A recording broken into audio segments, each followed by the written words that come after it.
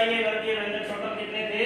25। और इसे 25 को आपने स्पर्श व्यंजन कहा था। स्पर्श व्यंजन क्यों कहा था बेटा? इसलिए कहा था कि जब आप इन 25 का कोई उच्चारण करते हो ना, तो आपके जितने भी मुख के द्वारा उच्चारण किए जाते हैं शब्दों के, या तो नासिका से उच्चारण होता है या फिर किससे होता है? मुख के द्वारा उच्चारण किया जाता है।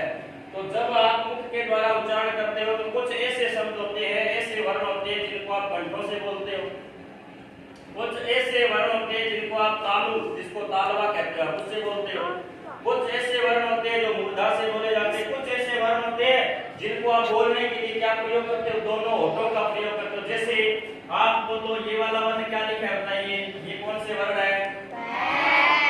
जब आपने पै बोला है तो आपके दोनों होठ क्या हो रहे हैं? चिपक रहे हैं, चिपक रहे हैं ना।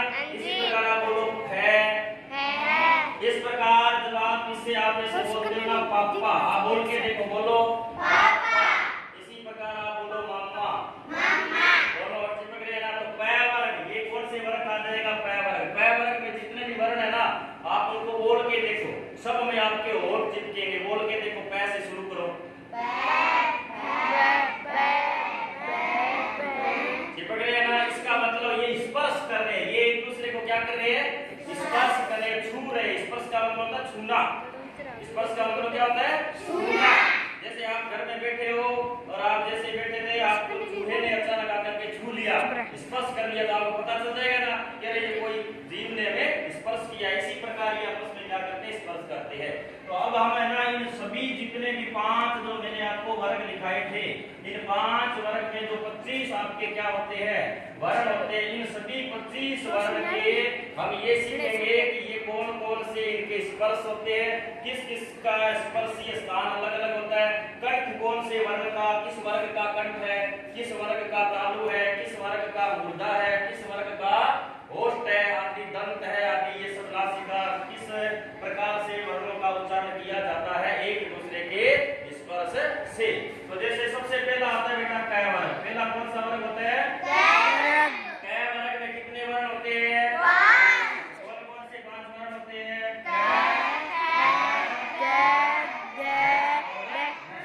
ये जो 5 वर्ग है ना, आप इनको उच्चारण करके देखो, बोलो कै,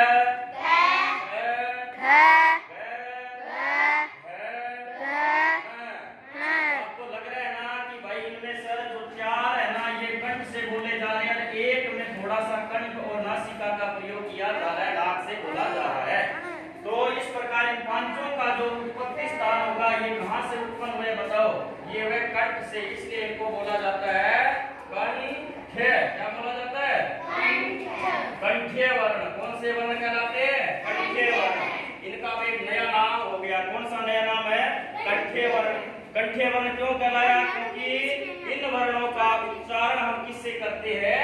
कंठों से करते हैं, इसलिए ये वर्ण क्या कहलाती है? कंठ्य वर्ण कहलाए। और कंठ्य वर्ण कितने बताइए? 5। कौन कौन से है?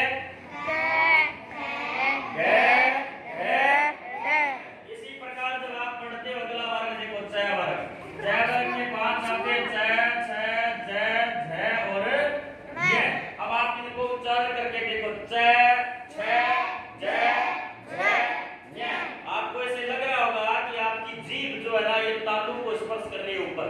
बोल के देखो, जय, लग रहा है ऐसा? ऐसे लग रहा है। इसका मतलब ये 5 के जो 5 है ना, इनका जो स्थान है वो कौन सा है? तालु। कौन सा स्थान है? तालु। जब इनका स्थान तालु हुआ, इसलिए ऐसे वर्णों को एक नाम दे दिया तालव्य वर्ण। कौन सा वर्ण दे दिया? तालव्य वर्ण। अब आपसे पूछा जाए तालव्य वर्ण कितने होते हैं, तो आप कहोगे 5 होते हैं। तालव्य वर्ण क्यों कहा गया है? तो आपको कहना है कि जिन वर्णों का उत्पत्ति स्थान कौन सा होता है? तालु होता है, इसलिए उसका नाम क्या रख दिया? तालव्य रख दिया। अब आप इतना विषय अपनी कॉपी के अंदर उतार दीजिए।